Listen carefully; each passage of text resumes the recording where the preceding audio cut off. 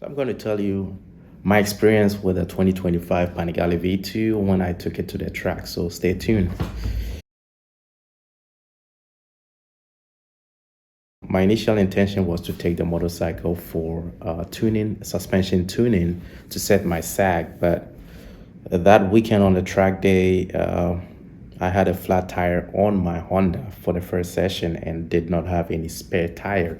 So I had the only option to run the Panigale or go home. So I did decide to take it to the track, and these are my observations and impression. So the first session was very strange in a good way because I was expecting to tiptoe around. I thought I would have this notion that it is a new motorcycle, so I had to be careful not to crash it, but that didn't occur to me. So my baseline would be the 2018 CBR1000 because that's the last motorcycle I took to the track. So that is where I'm going to base my comparison on. So basically, the things that I struggled with in the past have been, one has been exit speed. What happened was after the first lap and I felt my tires were warmed up, I decided to ride my normal ride, but that changed very quickly because I felt like the motorcycle was so light and so rideable that I could do a lot more with it than I did on my Honda. So number one, getting out of corners, it was so easy and predictable because what I felt was I could judge how much throttle to give to get out of the corner fast. And the power delivery was very nice compared to the inline four.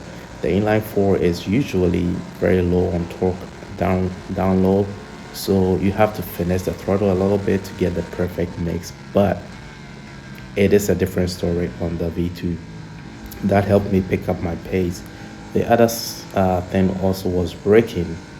I found myself braking a lot later and carrying more speed to the braking point than I do on the Honda. I'm not saying the Honda is not easily flickable.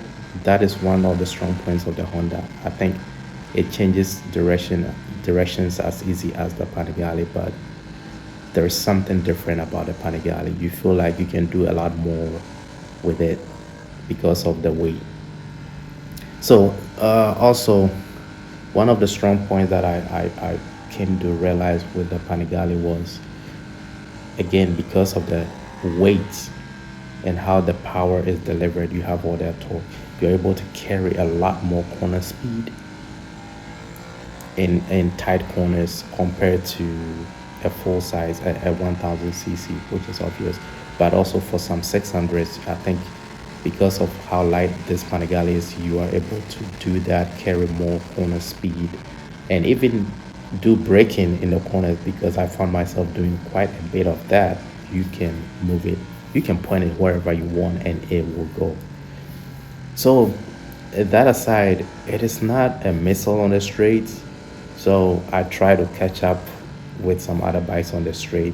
You can catch them on the you can catch them on the corner exits or corner entries during mid corner and all that. But once you hit the straights, and especially for the 1000s, once they hit their power band, you are no match for them. You can never ever catch them on the straights, which is the same for other 600s. But I feel like on the straights, this is less powerful than even some 600s that I try to follow. I couldn't get even close to them on the straight. So if you're expecting a missile on the straights for this motorcycle, you will be disappointed. But it still has a lot of power, a lot of usable power for you to have fun. So those were the high points. Then let's go to not so high points, which are not bad. It is expected. This is something that is easily fixed, and why they did not add a steering damper for this motorcycle, I don't know, but you do need a steering damper. I am saying this because as I got faster during the weekend, I realized there was two particular sections of the track where going from fourth gear to fifth gear with the power wide open, the throttle wide open, I hit this bump that almost always upset at the front. The front got lighter and you had a little head shake. You need a steering damper for this motorcycle. We did try to work it.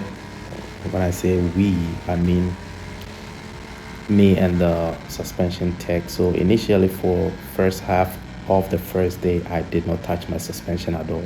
I was running stock. But as I got faster and also adjusted for my weight, like the sag and other things, it was very evident that the front was very light. So, but we had a workaround, played with the suspension, the compression in the rear, and fixed that issue a little bit. But yeah, you need a steering damper for this motorcycle. It is a must-have. The other thing is also the tank is very good and it's shaped really good for you to grip it, but it is limited. There's so much grip you can have without a tank pad. At the end of the day, I had some soreness in my palm because I was transferring a lot of weight to the handlebars, which is a no good situation. So the next time I go to the track, I'll make sure I have a tank pad or tank grip. So you definitely need that on the track. The other thing is, majority of it, I'm going to say it is due to rider error or getting used to, is shifting gears. So on the street, I did not see anything. I did not have this issue, but on the track where you have to go through gears very fast and quickly, I found out that the Panigale, the Ducati, this is my first Ducati, so it's a learning curve. To shift gears pretty quick, you have to be very quick and tap it very quickly. And I was using my Honda style, so from fifth to sixth gear, I never got it right. So at the rest of the weekend, I decided not to even get into sixth gear, because what was happening is when I was anticipating going to sixth gear on the back straight, I had my foot resting on the shifter, and that in turn cut the ignition and jerked me forward. And to actually go into sixth gear, I had to unload the shifter and click back on hard and quickly. And by that time, I'm always at a point where I need to downshift. So that I tried several times, I couldn't get it. So I decided not to even try to go into sixth gear. So I don't know if that is rider error or that is some quirk with the shifter. But I also had run out of adjustments, the turnbuckle, so I couldn't do anything else. So I decided not to even bother to go into sixth gears. All in all, it was a very, very good experience for me. That is the most fun I've had on the track in recent history.